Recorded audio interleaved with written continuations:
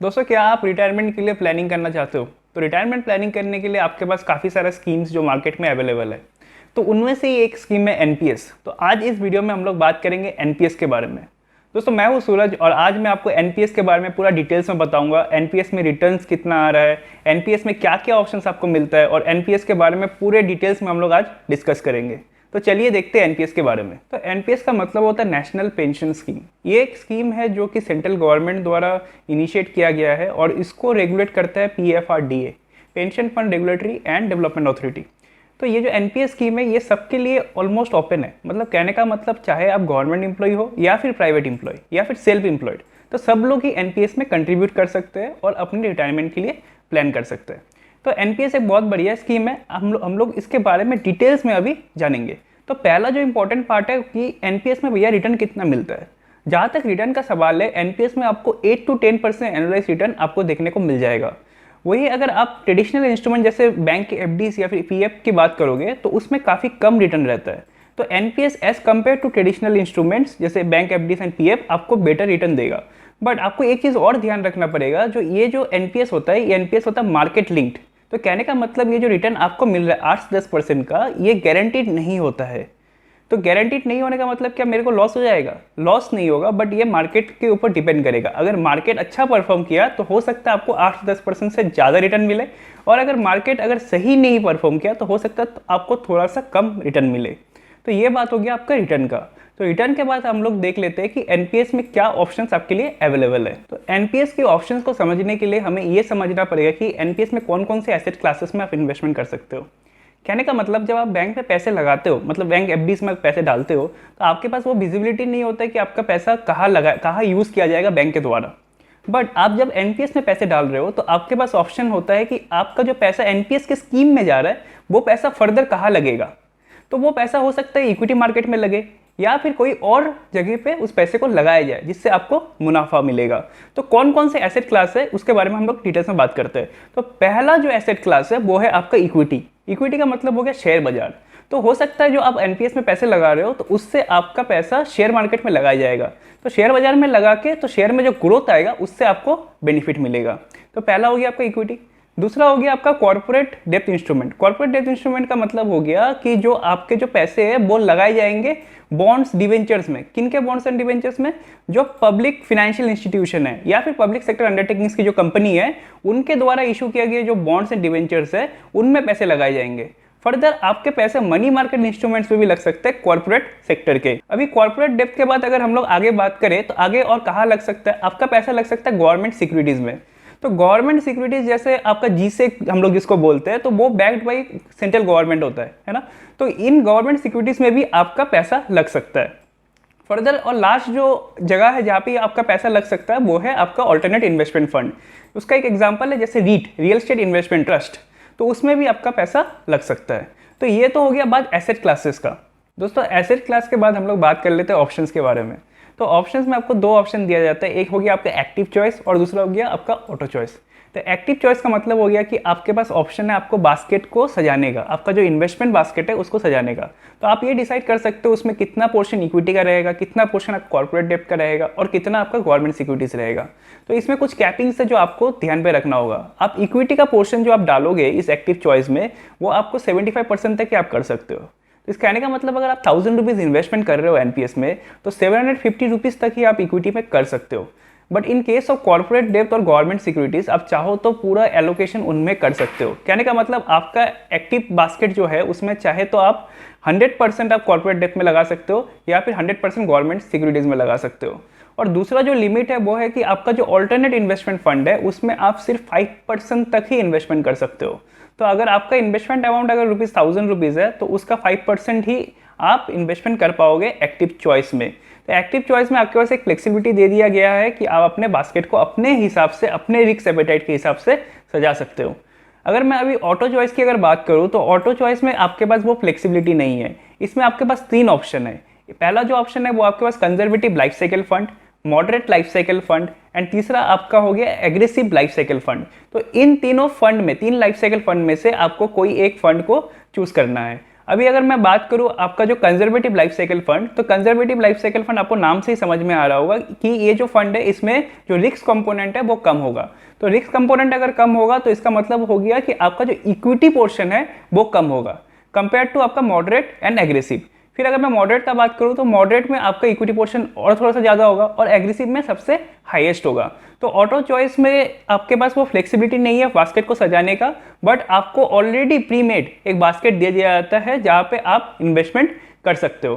दोस्तों ये तो हो गया आपका active choice and auto choice. अभी हम लोग थोड़ा सा और रिस्क को कैसे हम लोग मैनेज कर पाते हैं एनपीएस के द्वारा उसके बारे में बात करते हैं। तो रिस्क को मैनेज करने का जब बात आता है तो एनपीएस में कुछ इस तरह से रिस्क को मैनेज किया जाता है कि पहला तो जो एक्टिव चॉइस जो मैंने आपको बताया था उसमें पहले ही आपका लिमिट लग गया था इक्विटी इन्वेस्टमेंट पे कि आप 75% से ज़्यादा आप इन्वेस्टमेंट नहीं कर पाओगे।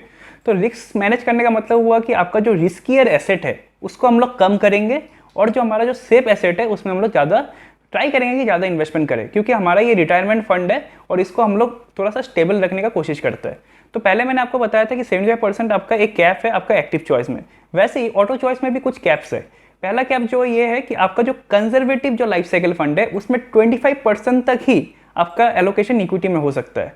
मॉडरेट लाइफ साइकिल फंड में 50% एलोकेशन आपका इक्विटी में हो सकता है और एग्रेसिव लाइफ साइकिल फंड में आपका 75% तक आपका इक्विटी एलोकेशन हो सकता है। अब ये जो आपका इन्वेस्टमेंट हुआ एनपीएस में, ये आपका एज के साथ साथ आपका रिस्कियर एसेट से पैसे निकाल के सेफ एसेट में लेके जाता है। कैसे लेके जाता है? जब आपका एज 50 एंड अबव होता है तो 50 ईयर्स से तो इक्विटी का जो पोर्शन है वो धीरे धीरे करके घटता जाता है। कहने का मतलब अगर मान लीजिए कि आपका एक्टिव चॉइस में आपका इक्विटी एलोकेशन 75% था जब आपका एज 50 ईयर्स के थे, आप जब आप 51 ईयर्स के हो जाओगे तो आपका एलोकेशन इक्विटी में 72.5% हो जाएगा। कहने का मतलब 2.5% आपका घट जाएगा। तो इस तरीका से आपका जो रिस्कियर एसेट से आपका फंड ट्रांसफर हो जाता है सेफ एसेट में और हमारा रिस्क इस तरीके से मैनेज हो जाता है। तो रिस्क मैनेजमेंट के बाद अगर मैं आपको विड्रॉल रूल्स के बारे में बताऊं तो विड्रॉल रूल्स को आप दो हिस्से में डिवाइड कर सकते हो। एक, जब आप 60 ईयर्स के एज के हो जाओगे तब अगर आप निकालोगे तब क्या होगा, और अगर 60 ईयर्स से पहले अगर आप पैसे निकालोगे तब क्या होगा। तो 60 ईयर्स होने के बाद अगर आप पैसे निकालते हो तो आप सिर्फ 60% तक ही पैसे निकाल पाओगे एनपीएस से, जो एनपीएस का फंड है, और जो 40% जो रिमेनिंग आपका एनपीएस के कॉर्पस है उससे आपको एक एन्युइटी का प्रोडक्ट खरीदना पड़ेगा जो आपको लाइफ टाइम तक पेंशन देता रहेगा। तो ये हो गया आपका जब आप रिटायरमेंट के एज पे पहुंच गए हो, अब आपका जब 60 ईयर्स हो गया। अगर आप 60 ईयर्स से पहले अगर आप पैसे निकालना चाहते हो तो इसके लिए कुछ रूल्स है। तो पहला रूल तो ये है कि आपने जितना इन्वेस्टमेंट किया है उसका सिर्फ 25% तक ही आप निकाल पाओगे, और इन्वेस्टमेंट आपको 3 साल तक मिनिमम करना पड़ेगा, उसके बाद ही आप निकाल पाओगे तो 25% का अमाउंट है। और तीसरा जो इंपॉर्टेंट बात है कि जो ये जो निकालने अमाउंट जो आप निकालोगे तो फर्स्ट टाइम निकालोगे कुछ पैसे, फिर सेकेंड टाइम अगर आप निकालोगे तो इन दोनों के बीच में गैप 5 ईयर्स का होना पड़ेगा। तो मान लेते हैं कि आप कितने इन्वेस्टमेंट किया 1000 रुपया, अब 1000 रुपया का 25% 250 रुपीज़ आप निकालना चाहते हो, तो पहला चीज़ तो है कि आपको 3 ईयर्स के बाद निकालना पड़ेगा। और दूसरा चीज़ ये है कि आप 250 रुपीज़ से मान लेते हैं कि आपने 100 रुपीज़ निकाल लिया। अब अगर नेक्स्ट 150 जब आप निकालने जाओगे तो उसके बीच में आपका 5 ईयर्स का गैप होना चाहिए। अब बात करते हैं कि आप पैसे किन किन केसेस में निकाल सकते हो। तो फर्स्ट जो केस है आप जब पैसे निकाल सकते हो वो ये है कि आपका अगर कुछ इमरजेंसी रिक्वायरमेंट है, मतलब मेडिकल इमरजेंसी है, उसी केस में आप पैसे निकाल पाओगे। फिर दूसरा केस ये है कि अगर आपको चिल्ड्रन के लिए मैरिज या फिर एडुकेशन के हिसाब से अगर आपको पैसे निकालना है तब आप पैसे निकाल सकते हो। और तीसरा, अगर आपको घर खरीदना हो तब भी आप पैसे एनपीएस के अकाउंट से निकाल सकते हो। तो एनपीएस में एक रूल है कि रिटायरमेंट के टाइम पे अगर आपका कॉर्पस 2 लाख से अगर कम हुआ तो आप पूरे पैसे निकाल सकते हो। हाल ही में एक नोटिफिकेशन आया है या फिर एक मैसेज अपने को सोशल मीडिया में सर्कुलेट होते हुए दिख रहा है कि अगर 5 लाख से अगर आपका कॉर्पस कम है या फिर मतलब आपका कॉर्पस अगर 5 लाख तक है तब भी आप पूरे पैसे निकाल सकते हो। कहने का मतलब जो 2 लाख का लिमिट पहले था वो इनहेंस करके 5 लाख तक कर दिया गया है। हालांकि जो ऑफिशियल नोटिफिकेशन है वो अभी तक आया नहीं है, वो आना बाकी है। तो अभी हम लोग बात कर लेते हैं एनपीएस में आपको एक फ्लेक्सिबिलिटी मिलता है कि आप एनपीएस में स्कीम के साथ साथ अपने फंड मैनेजर को भी चेंज कर सकते हो। कहने का मतलब मान लेते कि आपने जब इनिशियली आपका पोर्टफोलियो आपने बनाया था तब आपने उसमें इक्विटी का कंपोनेंट थोड़ा ज़्यादा डाला था, हो सकता है कॉर्पोरेट का कम डाला था, कॉर्पोरेट डेप्थ का, तो आप बाद में चाहो तो उसको रीबैलेंस कर सकते हो, रीएलोकेट भी कर सकते हो। और इन केस ऑफ ऑटो चॉइस अगर आपने moderate life cycle fund choose किया था तो आप एग्रेसिव में भी जा सकते हो या फिर आप कंजर्वेटिव में भी जा सकते हो। तो आपके पास ऑप्शन है कि आप स्कीम्स टू स्कीम चेंज कर सकते हो, प्लस आप फंड मैनेजर भी चेंज कर सकते हो। कहने का मतलब पहले मान लेते कि आपने आदित्य बिरला के साथ आपका फंड मैनेजर था या फिर LIC आपका फंड मैनेजर था, तो आप उस फंड मैनेजर एक फंड मैनेजर से दूसरे फंड मैनेजर में भी जा सकते हो। तो आपको NPS में ये फ्लेक्सिबिलिटी मिल जाता है। तो अभी हम लोग NPS अकाउंट के टाइप्स के बारे में बात कर लेते हैं। तो NPS अकाउंट में 2 टाइप का होता है, एक हो गया Tier 1 और दूसरा हो गया आपका Tier 2। तो Tier 1 में जो पहला जो पॉइंट है वो है कि विड्रॉल्स का। तो Tier 1 में आप विड्रॉल, तो मैंने आपको बता दिया कि 60 ईयर्स और जो अर्ली विड्रॉल का जो मैंने रूल्स आपको बता दिया कि कुछ रूल्स के हिसाब से आप कर सकते हो। बट Tier 2 में ऐसा कोई रूल्स नहीं है। आपने जितना पैसा आपने इन्वेस्ट किया है Tier 2 अकाउंट में, आप पूरे चाहो तो आप पूरे निकाल सकते हो। विड्रॉल्स के बाद अगर मैं टैक्स एग्जेम्पशन की बात करूँ तो Tier 1 अकाउंट में आपको टैक्स एग्जेम्पशन मिल जाता है 2 लाख रुपीज़ तक। तो इसके बारे में डिटेल्स में हम लोग आगे चल के बात करेंगे। बट Tier 2 अकाउंट में आपको कोई टैक्स एग्जेम्पशन नहीं मिलता है। फर्दर अगर मिनिमम NPS कंट्रीब्यूशन की अगर मैं बात करूँ तो Tier 1 अकाउंट में आपका मिनिमम कंट्रीब्यूशन जब आप अकाउंट ओपन करोगे तो आपको 500 रुपीज़ से अकाउंट ओपन करना है। फर्दर आपका साल में आपको 1000 रुपीज़ तक आपको इन्वेस्टमेंट करना है और एक बार आपको ईयरली इन्वेस्टमेंट करना ज़रूरी है। इन केस ऑफ Tier 2 अकाउंट आपको 250 रुपीज़ तक 250 रुपीज़ दे के आपको फर्स्ट टाइम अकाउंट खुलवाना है और आपका कोई रूल्स नहीं है कि आपको इन्वेस्टमेंट करना ही पड़ेगा किसी साल।